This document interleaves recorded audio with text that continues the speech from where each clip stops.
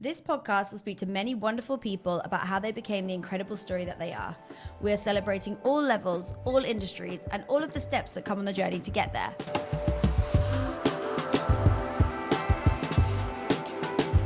Hello and welcome to the pod. I'm Grace, your host, and with us we have Ollie, who's going to teach us all about how to become a producer. So thank you so much for coming on. You're very welcome. Thank you for having me. Of course, I'm so excited to hear all about this because I'm so intrigued myself. But I just want to start with, tell us what it is to be a producer. I will absolutely do that. First, I'm just going to say massive apologies to my wife because as I got on the train to come up to the podcast, she rang me and said, have you got the other set of car keys? And I was like, oh, yes, I had both sets of car keys for both cars. Oh, no. And she has 3 children to pick up from school. So, Foxy, I'm extremely sorry. Luckily for me, it's Mother's Day on Sunday, so I will make up for it then. By the time she hears this, I hope you have. Being a producer is why we're here. And what it is. So I would say that a producer is kind of like the glue for film and television. I'm going to talk about film because that's what I do mainly. I have done a TV series before, but I operate in the film world, in the indie film space. So I look at a producer generally as the first one in and the last one out for the length of the project's life. That's kind of in a nutshell what it is. And if I was to put it in layman's terms, I often use the analogy of football. And so I would say the chairman of the football club is like a producer, very hands-on chairman. And the director is like the manager. So they're in charge of like the creative, making sure it all works. They're the one that gets the credit and usually get the blame as well when it goes wrong. Producers kind of live in the shadows.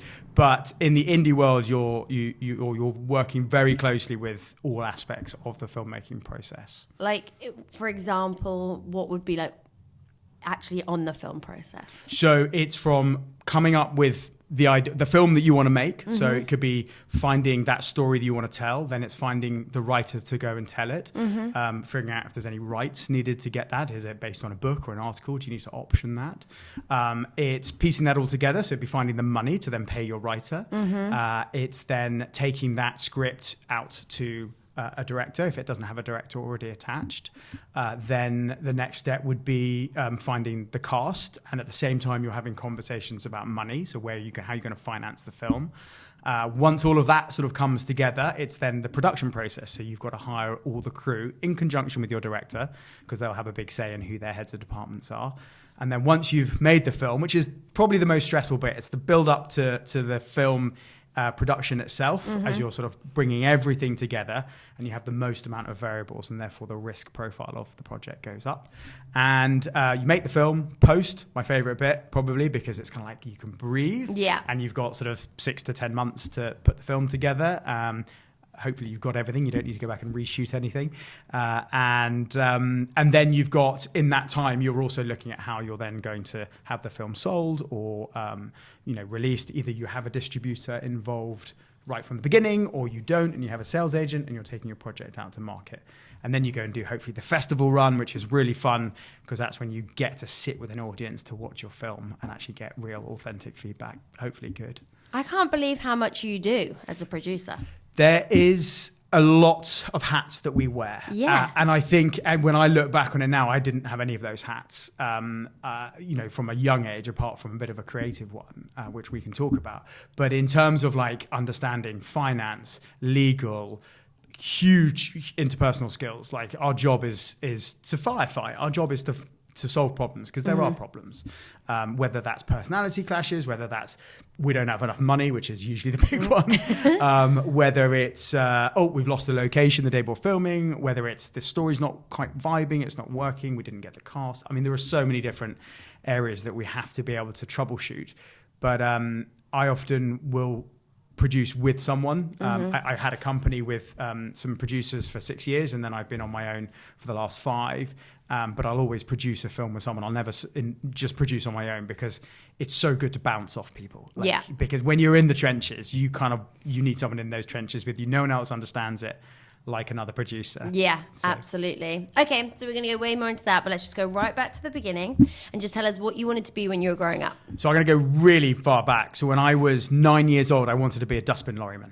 Wow. And the reason I wanted to be a dustbin lorryman was I have some Zimbabwean family, and we went out to go and meet them when I was 9.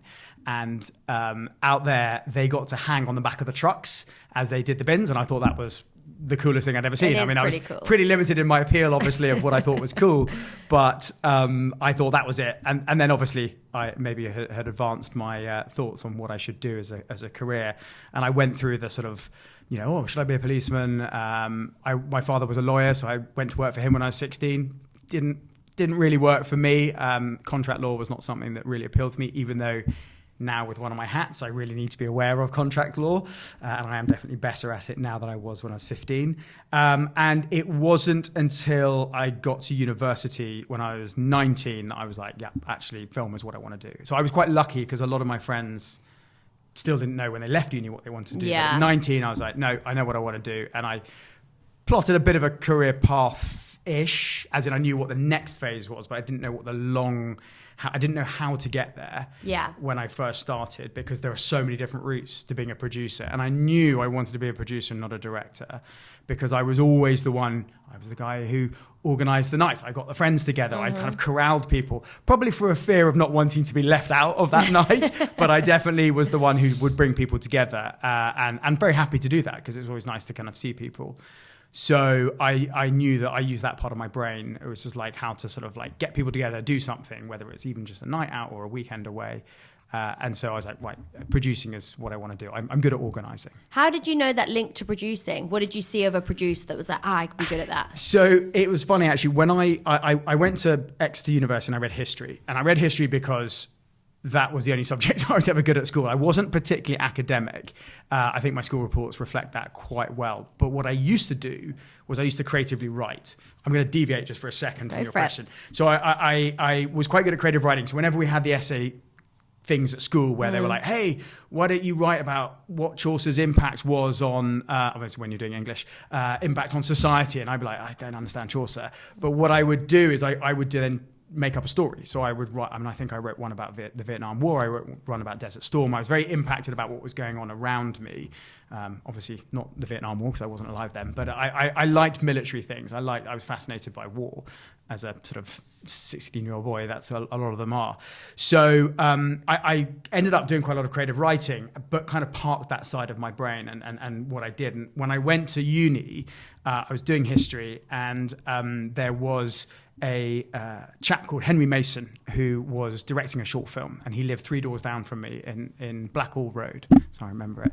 And I went to audition. I went to go and say, hey, look, I'd like to be a part of your behind the scenes. And he was like, no, sit down and just audition. And I was like, no, I don't want to be an actor. So no, do the audition. So I had to audition for the lead role in this film. And so I did a terrible audition and ended up saying, look, let me come and help you organize. Because I kind of like, I could see that by that point I was like, look, I want to be able to take these skills that I thought I might have, I didn't know I had them, and apply them into like storytelling, because I liked storytelling. I'm a very visual person. I loved watching movies. I'd get lost in films. If I was having a crap day, then if I watched a film, I could be transported from whatever crap that I was going through for 2 hours, or 90 minutes back then when films were, and I really enjoyed it. And I could genuinely forget about, say, a fight that I'd had with a girlfriend or a friend. And that made me realize how powerful storytelling was. So I was like looking for that opportunity to get into it. And when I went to do the audition, Henry said, look, I've got a producer, but maybe you could help out. That producer didn't really do much on that film. So I ended up just kind of taking over. Maybe I was a bit overconfident, I don't know, but I just ended up doing everything, including the one thing I'll never do again, which was to do a night shoot and then driving back with 4 people in the car, having not slept. And when you're doing that, trying to stay awake, don't ever want to do that again. So I got to that point where I was like, okay, I enjoyed this. I had no concept, by the way, of like what happened next in the film, because Henry edited it. I think we had a VHS tape. I mean, that shows you how old I am. And we popped it in a brown envelope, wrote Cannes Film Festival, and sent it to Cannes. I mean, no application, no nothing. And we were like, hey, we submitted our film to Cannes. Wow. And without really understanding like how this all worked. And Henry and I went and did a couple of films together. And then by that point, I was coming towards the end of my time at Exeter, and I was looking for the next opportunity. And I was like, I want to do film school, but I don't want to do 2 years. I had no interest in someone telling me how to organize. I know how to organize, but like I said, maybe overconfident. But what I wanted to do was I was desperate to get out into the real world. And I'm going to say something quite ironic here, but earn money. I say that ironically because we all know that independent producers don't make a lot of money. So but I didn't want to just do it in London. So my journey was to go to New York, was to go to the New York Film Academy to do an 8-week course. So that I could learn how to tell a story properly, because that is the fundamental basis of producing. You've got to be able to tell a story. Because if you can't, it doesn't matter how good you are organizing, it's not going to work. Yeah. So that's where the next part of my journey was to go, right, I'm going to go off, I'm going to learn these skills, and I'm going to go to New York. And that's what I did in 2003. Oh, wow. And the 8-week course, it paid off? The 8-week course paid off. My wife knows this story, but I met a girl, not my wife. My wife comes later into this journey. But I met a girl, and I was like, oh, this is great. This girl's wonderful. I'm in New York. I've just left uni, and I was really enjoying the course. And I really wanted to find a way to maybe stay out there. And I don't want to do anything that might prejudice any future immigration case. But one of my writing teachers was looking for interns on a film. And I went and interned on this film. And probably to date was the hardest job I think I ever worked on. Really? Yeah, they put me into the locations team.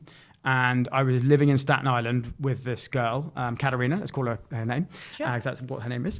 And so I was living in Staten Island, and I had to be on set in Brooklyn at 6 a.m. So I got up at 4:15 in the morning to get the 5 a.m. ferry to get on the 5:35 train out of Battery Park City. And then I had to be on set for 6, and then we do the shoot, and then I had to be one of the last to leave, wrap everything up, and I think I got home at midnight. And I did that 6 days a week for nearly a month. Oh, my Lord. So I was tired by the end of it. But that work ethic, because I was so excited, like, oh, there's a camera there. This is great. And we had like really good actors. We had like Melissa Leo and Eugene Bird and Ali Larter, William Sadler. And I was just fascinated by this all. And the producers of that film were like, if that's your work ethic, go get a visa, we'll sponsor it. And so I got a training visa. I got a J1 training visa. And I spent 18 months with them. I came back, spent 18 months with them, and I learned development, producing, like sort of finance, like how to kind of piece it all together, and kind of like honed this skill. And the funny story is the unit production manager on that film, Louise Lovegrove, I just hired on my Paramount film on Savage House as my line producer because she came back home. So really nice full circle. We got to work together. That is lovely. So, also shows like how much that really early work ethic can make an impact, because you are making those impressions, and it's such a tough industry. It is a brutal industry. Yeah. I've actually just helped someone who I was telling actually your partner a story just before we came on about this girl who I was mentoring, giving her, I suppose I was giving her a bit of mentor advice, but she was doing some work experience for me, but she really wanted to get some physical set experience, so I helped her get a job. I mean, she got it on her own merit, but I made the introduction. She's on The Witcher now for 9 months, which is great. And I think that when I first met her, she was with me, we were at a post house doing the audio on Savage House. My director was there, and I was saying to my director, this was her first day, by the way, and I said to my director, Peter, you've got to make sure you eat. You never eat, like you just get lost in the film. So I need to make sure I get you some lunch. And without skipping a beat, she waited till I finished speaking, and then she said, Peter, can I go and get you lunch? What would you like? And I just thought, wow, that's what I would have done 20 years ago. I just was so like grateful. I didn't have to say, Izzy, can you go and sort that out? She just took it upon herself to do that.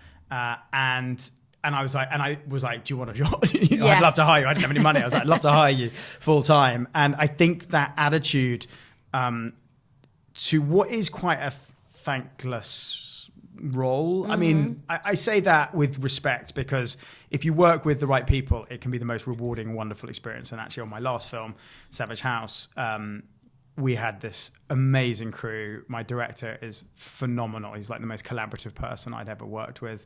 My producing partner is a great friend from 25 years. We'd never worked together before. We just had a lot of fun. Yeah. And that is what filmmaking should be. It's stressful, don't get me wrong. It was challenging. I had moments where I thought I wanted to quit the industry because I thought the film might fall apart. Oh my gosh. But that thrill of creating something, it's just so unique. And is always there as a sort of carrot on a stick for a producer. You're always chasing that next big dream. So, but I think you need that work ethic right from the get-go, because you're going to have long days. There's none of this, it's a 9-to-5 job. Yeah. If that is the world that you want to live in, don't be a producer. It's just, there's no point. It is a 7-day week job. I don't mean that you are working, sort of 15 hours a day, 7 days a week. You might be doing that in the run up to a film, getting moving. But in terms of thinking, you're always thinking. I don't ever really switch off. I switch off at one time of the year, which is at Christmas, when my email goes from 500 a day to nothing because everyone else switches off. And what happens there for me is this other part of my brain kicks in, and that's my writer's brain, because I started writing in the last 5 years. And I get ideas and dialogue and stuff, and then I have to get that out of my head in January, which is usually also quite a quiet time. But you always look on, that's an interesting story. There's an interesting article. You do always think. Yeah.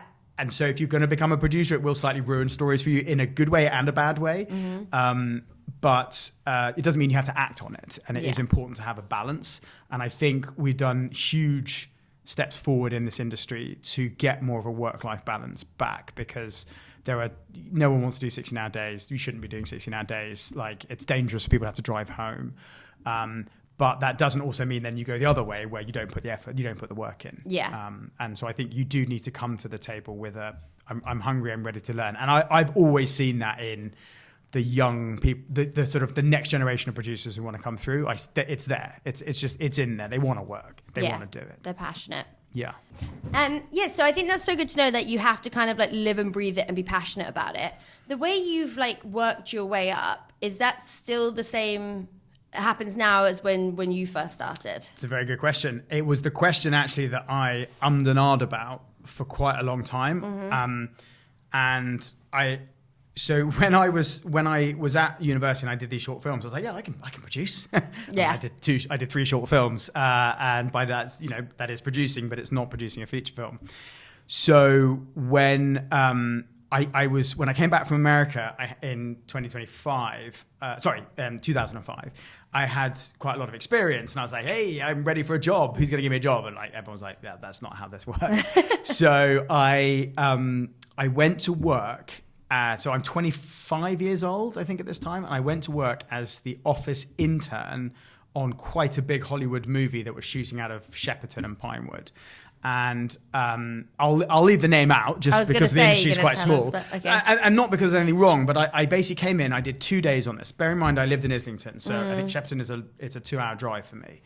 I came in, I did 2 days on this. In those 2 days, I made more cups of tea and coffee and photocopied more documents than in my 2 years as an assistant, basically, for 2 producers in America. And I was kind of like, okay, you got to cut your teeth, you got to do it. But I was finding that it wasn't challenging for me. And then they said, hey, that's great, thanks very much. Can you do a 2-week trial? And I was like, to make tea and coffee, you need me to do a 2-week trial? And I think at that point I was maybe a bit sort of frustrated, because I understand why they need to put in trial. You're going to make sure you're a fit for the team, and everyone has to do trials.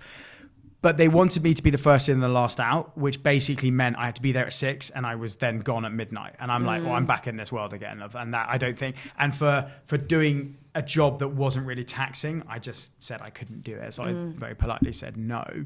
But whilst I did my 2 days there, I looked at the team. It was the first time I was looking at an actual like massive production team. Even though I'd been on a film as an intern in America, I looked at this and I saw the route, and it was like, it's the production office, it's the production assistant, office PA, production secretary, assistant production secretary, production coordinator, production manager, line producer. And I went, that's a 25-year career path to becoming a producer. I don't really want to wait that long. And so I kind of went, that's not my route. I don't want to do that. But I had been working as a runner. I had been working as a production assistant. So I had been doing production work because you need to understand the process of how things come together. So I kind of parked that but then was still like, what do I do? And I ended up getting back in touch with this director, Henry Mason, and he had, and again, this is going to show my age, right? He was like, I've got this brilliant idea. It's $1 billion idea. Let's make a soap for mobile phones. So we were like the pioneers of YouTube, man. Anyway, we didn't capitalize it. So we raised some money and we went and shot this. I think we were like 8 or 10 episodes, 3 minutes with we had Hannah Tonington and Jason Mazza, all have gone on to have really good careers in the British film industry. And we made this pilot, and it was probably the other hardest job I did in my life because I didn't know what I was doing and I didn't have anyone to turn to. And I had a bit of a huge, panic and a confidence crisis. And I've had 3 of those in my life. And one of them, by the way, was recent. So you don't sort of absolve yourself of that as you get older. They just come in different forms.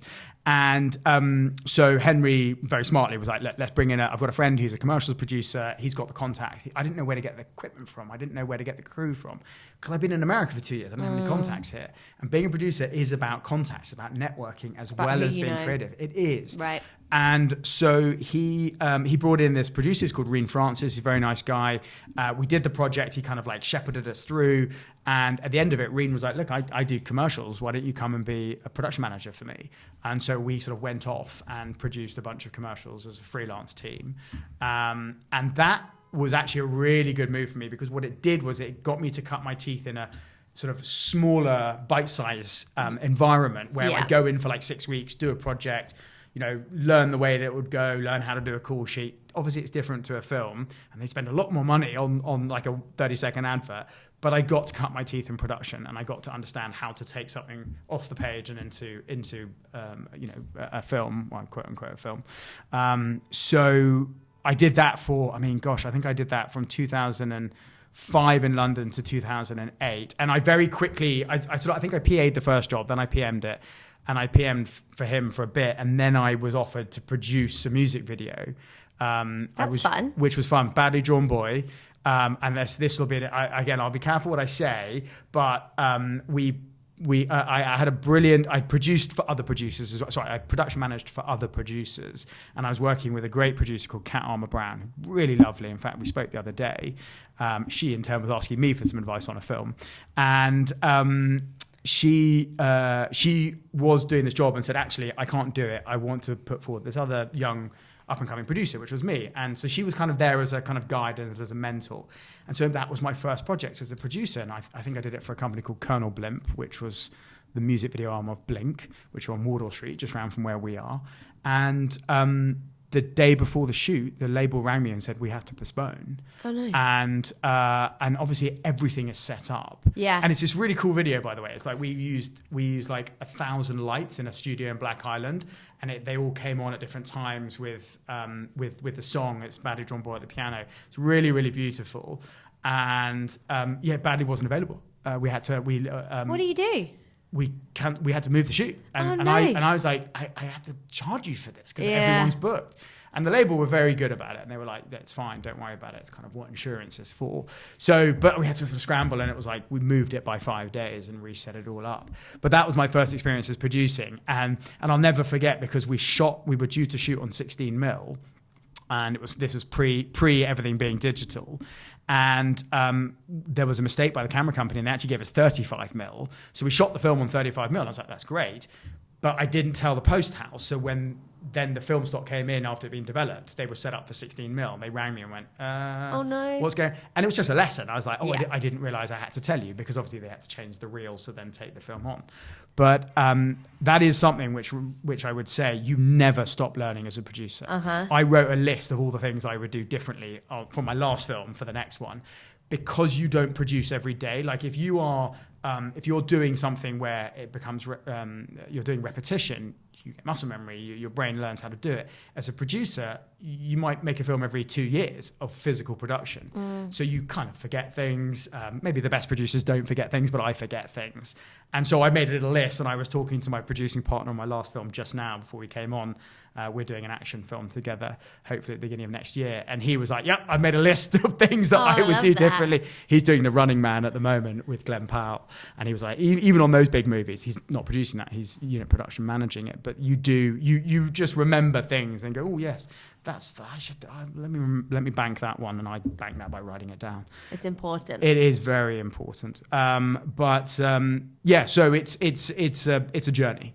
Doing that. Always learning. So you say you had a production company and now you're back to being a producer solo. What's the journey there, and what's the pros and cons, and why? So you can't, if you want to be a producer, you have to have a company. Always. You could be there are some people who freelance produce or exec produce for like studios and stuff. If you want to be an independent producer, you have to have a company. Okay. You need to be able to put rights into it. You need to be able to indemnify yourself, operate costs. It's just like, there's no reason why you wouldn't. There's plenty of reasons why you would. There's no reason why you wouldn't. Right. So you set up a company. So I went to Dubai, got headhunted to Dubai to go and do a commercial for a big service company called Filmworks Dubai in October 2008. So I've been in London for 3 or 4 years doing commercials, working for the freelance company. It's kind of always itching, going, I kind of want to do film. But I got this opportunity. It was the recession, and everyone was like, go. Because they offered me a full-time. I walked in, sat down, and the woman who hired me was like, do you want a full-time job? And I was like, I haven't met you yet. Yeah. And she's since become a very, very close friend of mine. I saw her in January when I went out to Dubai. And everyone was like, you take the job. If someone's offering you a job right now in this industry, you take it. So I took it, and I spent 2.5 years with them as a producer, and it was great. I worked on big commercials. We serviced big commercials. But we also did the kind of a film every now and then, and my company Filmworks did Mission Impossible Ghost Protocol, the one with Tom Cruise climbing up the Burj Khalifa. And I remember, after having been in Dubai for 2 years, having this great, or 2.5 years, having a great time, but really being like, I don't want to make another Pizza Hut commercial. Yeah. I kind of want to tell a story. So, and not in 30 seconds. So I put my hand up we had a staff meeting, and I said, look, can we come onto the film? And my late CEO very sadly passed away a number of years ago. But he said to me, he said, look, you're quite involved in the commercials. Commercials makes the money, it pays the salaries. The people that we're taking onto the film are already going onto that, so it's more like the locations team. And he said, look, you're not going to get any exposure on a big movie like that. And I was pretty disappointed. And that was I think it was a Thursday. And back then the weekends were Friday, Saturday in Dubai. And I got a phone call on Friday morning from my CEO saying, I was talking to my wife, and he was South African. His wife was British, Julie.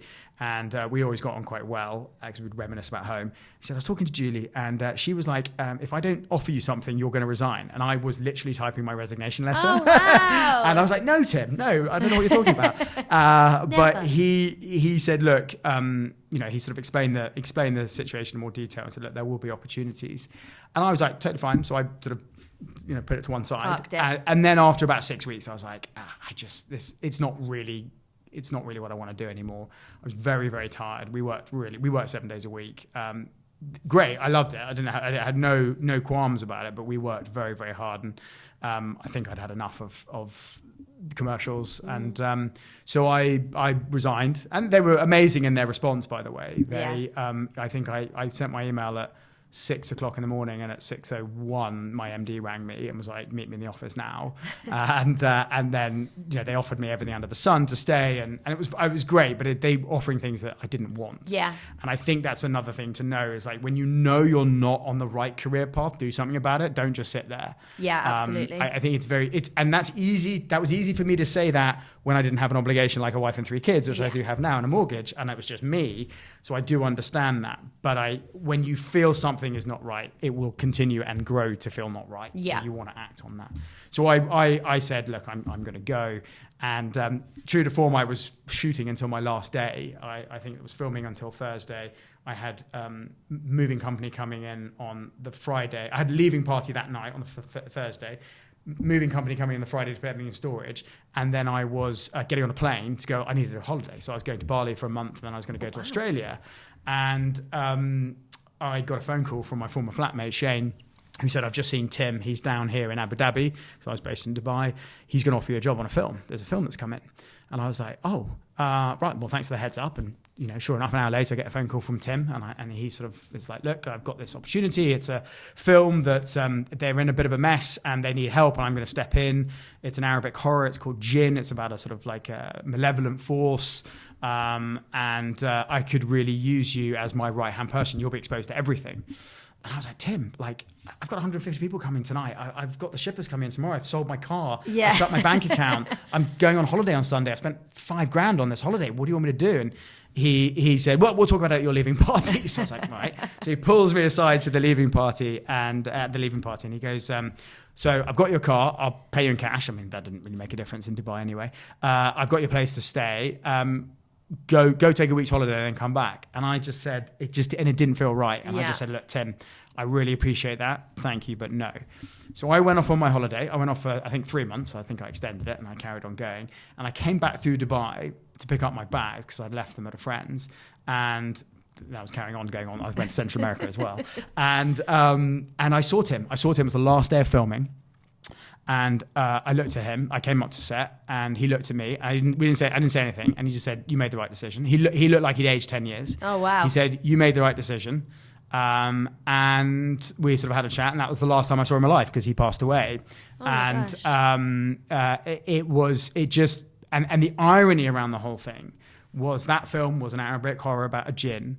And the first theatrical film we made for my company I set up was Under the Shadow, which was an Iranian horror film about a jinn. So and we obviously had great success with that film. So it was one of those things where, it just ended up being the right decision to do that. So I had met a guy in Dubai, and he had a sort of a company, but it kind of wasn't. It was just, he wanted to go into producing. He worked in a different field. And he said, look, why don't we partner up in London? I need someone in London. And we launched Wigwam Films. We launched a different company and then rebranded as Wigwam Films with a third producer. So I had Luke and Toe and then Emily Leo. And we joined and we had sort of 6 or 7 years together where, we were brand new. We were new producer. So Emily had worked in the industry for 20 years. Lucan and I hadn't. So Emily had lots of great contacts and was really good on story. Lucan was very good at like deals. And I kind of did production. So we were on paper like quite a good team. And we raised a bit of money. So that was kind of key to kind of get things moving. And I would say that that's the biggest challenge for being an independent producer is like, who's going to give you a bit of seed capital? Because if you can't pay for like projects to get set up, like to pay a writer, then you're relying on the BBCs and the BFIs of the world, and there's a limited pot of funds for them and the Channel 4s, obviously. So we had a little bit of private money to be able to set up the company, which was great. We had a great investor, very supportive. And we ended up, we didn't. I think iBoy was Netflix's first UK fully financed original. I think. Wow. I'm not 100%. I should be quoted on that or saying it on a podcast, but I do think it. I do think it was. So we made iBoy. Sorry, that's not true. That wasn't the first film. We made a small film, just Lucan and I, before we launched Wigwam, which was Having You with Anna Friel, Romola Garai, and Andy Buchan. Andy, if you don't know Andy plays the defense secretary in Black Doves. He plays Keira Knightley's husband. Oh, yeah. He's a wonderful man. Anna's brilliant. And Romola is phenomenal. I just went to see her in The Years. Oh, yeah. Did you see that play? I haven't. Oh, my God. Honestly, one of the best things I've ever seen. Well, probably the best thing I've ever seen on stage. Wow. And Romola was going out with the writer-director, who is one of my oldest friends. He's actually godfather to my youngest. And we kind of got together and did this film. We raised some money through, back then you could do this through EIS, which was the Enterprise Investment Scheme, which has been around for a very long time. And it kind of got incorporated into film, where you can get UK tax-paying investors to invest money in a film and they can offset some of that against their income tax. So it's kind of a good way to kind of like encourage investment into the film. Can you not do that anymore? No, it got abused by a few people, and there's always someone. And you can no longer do it for individual projects. You can do it for a company. Yeah. So if you're doing a company, you can set that up as EIS or SEIS and do that. But we made that film. I think our major our major sort of sales were to the BBC and Sky. We had a problem with some money that went missing on that film. I won't say too much, but there was nothing to do with us of when the film was with at a certain stage, which was very disappointing. So I had that experience. And those people still operate in the industry, actually. Oh my gosh, that's crazy. No, because someone else approached me and said they had went through a very similar thing. So we looked into it, but decided not to take any further action, unfortunately. But there's always different issues to deal with. Yeah, it is. And that's why, by the way, what we have here in the UK, which is great, and actually they've just launched one in America for the first time. We have an amazing group of indie producers who sit on a group called the Producers Anonymous. Right. And I love this group. It's about, I don't know what the number is. I thought it was 700 and I think it might be 300 or 400. And it ranges from lots of first-time producers to people who've done 3 or 4 films or 10 films or whatever, been in the industry for a long time. And it was set up by this great group of girls who were just like, we need to share information. Yeah. And it's like a safety net. So if no question is a stupid question. At least I think that's the case. Maybe I've asked some stupid ones, and a lot of it's repeat information. But we share information, and because we're pitted against one another as producers. Yeah. But it's so good, and it's one of those things. And so you can kind of find out. We don't there's no blacklist or anything like that. But we do, if someone has a poor experience, then, or if someone is like, hey, have you worked with so-and-so? And they'll say, yeah, give me a call, I'll talk you through my experience. And so you can get quite a good picture of people.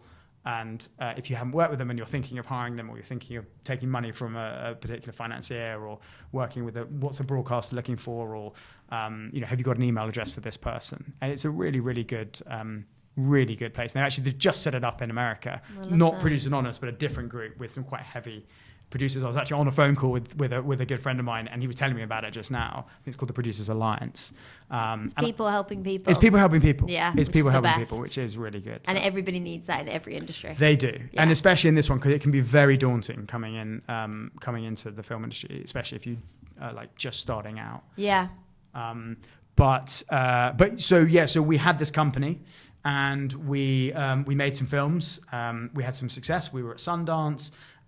We were at South by Southwest with some projects. And then we got to make Under the Shadow. And Under the Shadow came to us because we had worked with Joe Barton on iBoy. Joe's a brilliant writer. And we knew Jago Irwin, who was an agent. And he's an independent. I'm going to get that right. He's an independent. He was like, you should have a look at this project. And Jago looked after the director, Babak Anvari. And Babak had this project, but he wanted to shoot it in Farsi. And everyone had said, no, you need to shoot this in English. And we were kind of, hey, we're a bit different and alternative. Yeah, we'll shoot it in Farsi. And that's what we did. And we raised the money, and we made it. We made it for very, very little money. We shot it in Jordan because we couldn't shoot it in Iran. And that film, wow.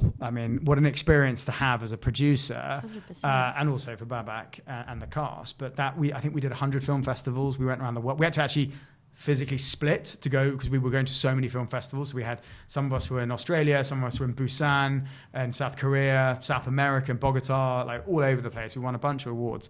And then we got the BAFTA nom.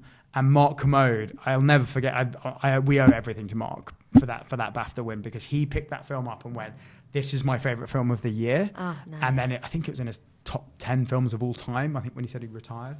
And that film just flew, and we sold it to Netflix. Those things really help. You need those kind of... If you get a champion. Pushes, yeah, you get a champion. Sure. There was something that was quite interesting. We sat on that film. We didn't share it with anybody. And so and XYZ, who are our sales company, were brilliant. They created a really good buzz. They were like, oh my God, there's this film that's coming out of the UK. It's it's wild. It's amazing. And they created this buzz around Hollywood. And everyone got very kind of excited. So there was a bit of momentum coming into it, which is hard on a foreign language film. Yeah, for sure. A lot of my friends, great friends, still have never seen it. Everybody watch it. Right. As a producer, what is success from a film? Is it makes loads of money? Is it it's received really well? Uh-huh. Because I'm assuming when you raise money, that's money for you guys as well. So that's kind of covered. and that's how you make your. I don't know. You're looking at me like that's wrong, and that's fine.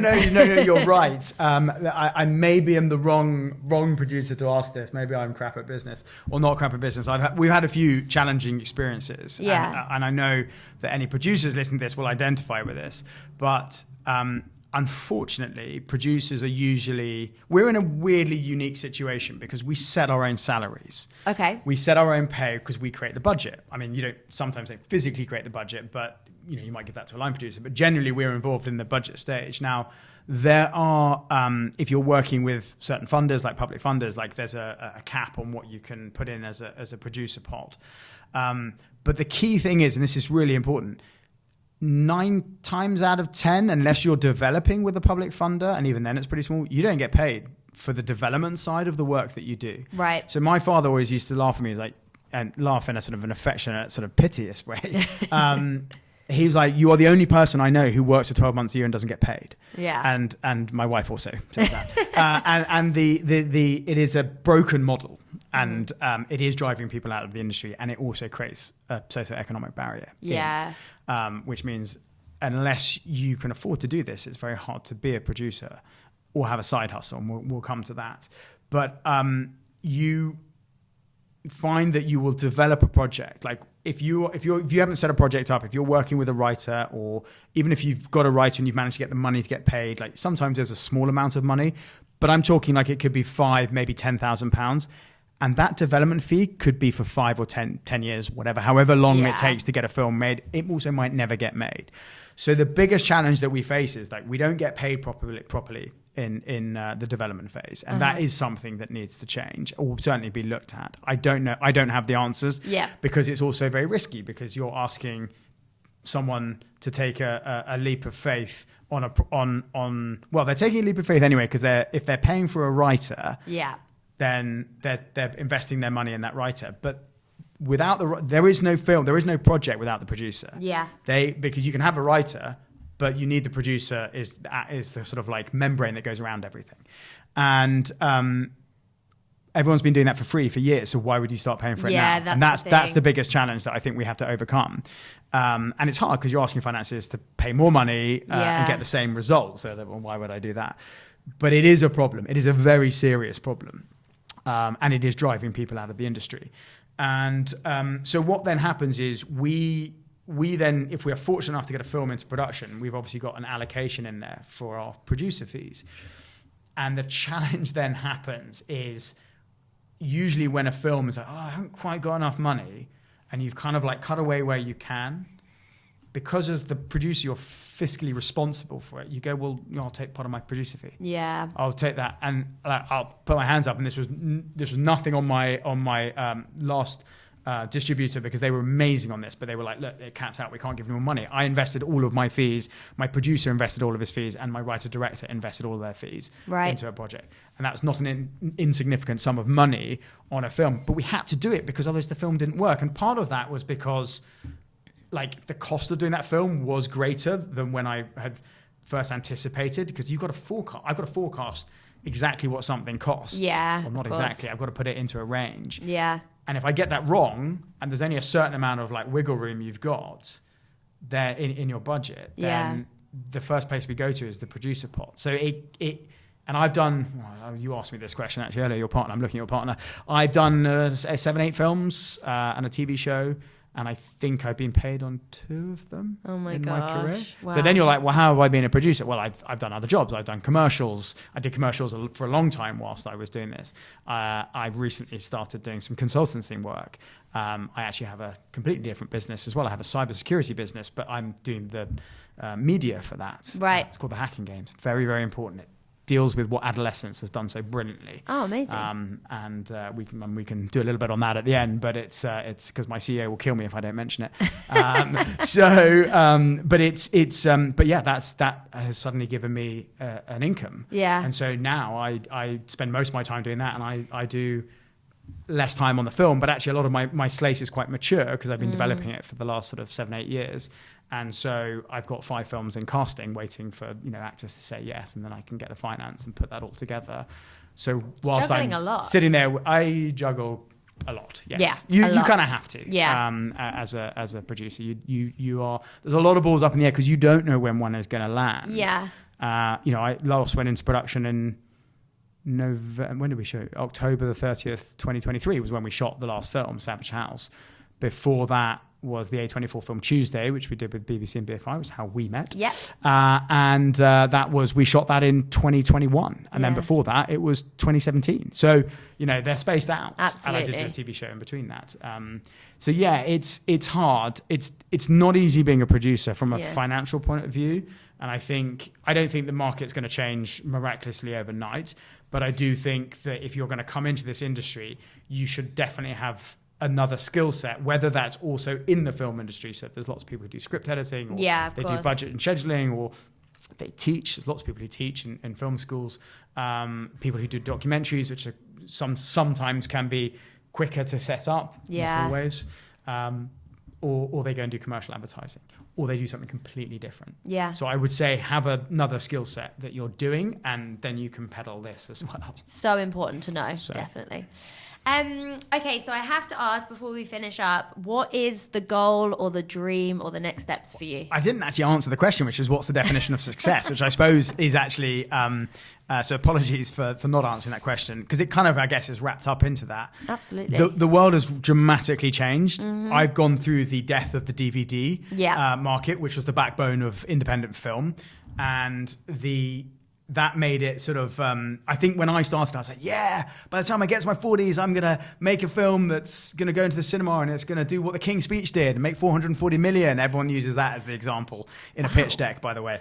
But that is just basically doesn't really exist anymore. Yeah. And so we've had to adapt, and it is really, really difficult. So success is, could one make a financial living out of being a producer? That would be one part of success.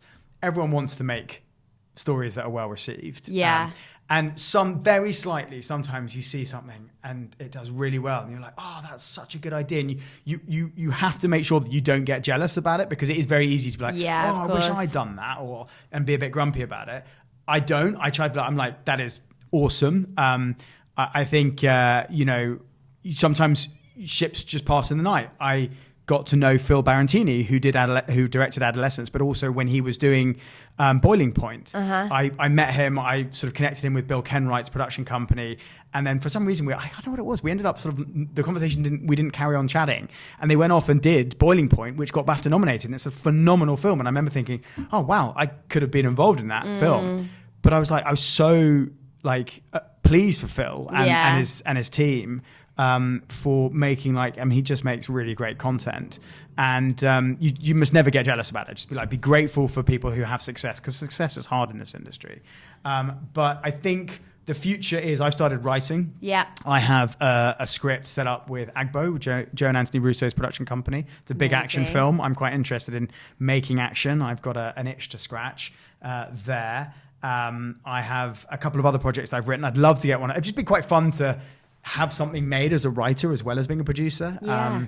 So that would be some nice success for me. I think I'd like to do a film every sort of 18 months, 2 years, because the films I'm doing are slightly bigger. So then the sustainability is in there in terms of what I might get paid. It's hard because I've got young kids. My next 4 films are overseas. Wow. So that's going to be difficult. I've not done an overseas film since 2020, 2018, I think, was the last one I did overseas. So, and now I've got 3 children. It's, it becomes, that puts a lot of pressure on the family. So I think it would be nice to be able to make films. Am I going to win awards? Maybe not with the slate that I've got. I think I've gone a bit more maybe mainstream commercial with some of the action films that I want to make, but that's fine as well. I think, it's hard to make those films that go on to do really well. Quite often, some of them have public funding, some of them don't, obviously. And I think it's hard to sort of know where to sort of spend your time. So I've spent the last I spent 7 years now developing a particular type of projects. I mean, they're not the same, but they have. I've got an action film called The Father, which is Taken Meets the Fugitive. It's set in Athens. We've got Kumail Nanjiani playing the lead. He's a phenomenal actor. I've got to find the female co-lead to be able to then greenlight that with financing. I've got Embassy, which is the script that I've written. I have Insurrection that I'm working with a brilliant producer called Joe Rose. So lots going on, really. Hopefully I've got Peter Glantz, who wrote and directed Savage House, produced with me maybe his next film. I think that's another thing also, is you build relationships, but it's important to know that not every film project is right for the same producer, if that makes sense. So if you've done a project with a director, I think quite often you'll see they'll go on and carry on working. And not every relationship works out, by the way, because it can be very tense and challenging between producer and director. But know who you're going to go on that journey with, because you are going to spend 4 to 5 years with that person, potentially longer. So there's got to be trust. There's got to be a good degree of a good working relationship. And I think that's really important. And I have seen relationships that haven't worked, but I might do Peter's next film. I might not as well. And we had a great working relationship, but I'm okay with that. If he wants me on, if he invites me onto another project that I've had no input in setting up, he's a ridiculously good writer and editor. He's written for Scorsese and J.J. Abrams. He's a big Hollywood writer and a wonderful director. But if he wants me on and he's asked me to potentially come on to the next film with these other producers, I'm all in. I love it. Amazing. That's the game. That's the game. Yeah, to make films, enjoy the process, have a side hustle, and do what you can to kind of tell stories. We need stories. We are storytellers by design. As a species, the industry is under threat. It has been for. We could do 15 podcasts on that. But I think we need to be mindful of the changes that we're going through and how that's going to impact the next generation of producers coming through. Of course. But I enjoy what I do. I as I said to my family when I went through some difficult times, and my wife, I have no plan B, which is quite scary. Some people have a plan B, but I was like, take that safety net away. Yeah, let's do this. Well, thank you so much. I've absolutely loved that, and I've learned so much. And thank you for putting up with my nasaliness. Well, thank you for putting up with my brain just goes off in sort of different directions. It's been fantastic, and I look forward to seeing everything that you do. Great. Well, Savage House, end of this year, comes out with Paramount. I don't have the release dates yet. We're doing the festival run, hopefully, at the moment.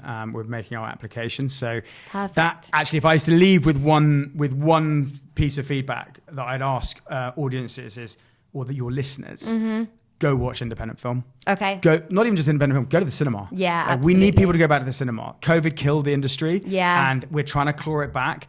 But people aren't going to the cinema, and people crave originality. That's great. Go and watch independent film. Go and watch some great British films. Go and watch foreign films. Just go and watch them. I appreciate it. It's a big ask. I know it takes, if you've got a family, it's £100 outing. You've got to get a babysitter. But it's so important to us. Otherwise, all that will be left are tentpole franchise films, which is fine because everyone likes those as well. But we will lose that really important cultural movies and films that also give young people their step up into to their first role as an HOD. Of course. If those things go, the industry is going to really suffer. So we need people to go and watch movies. Absolutely. And thank you for finishing on that. Thank you so much. Take care. Thank you so much for watching. Please make sure that you like and subscribe so we can continue to make these and keep teaching people how to become A. Thank you.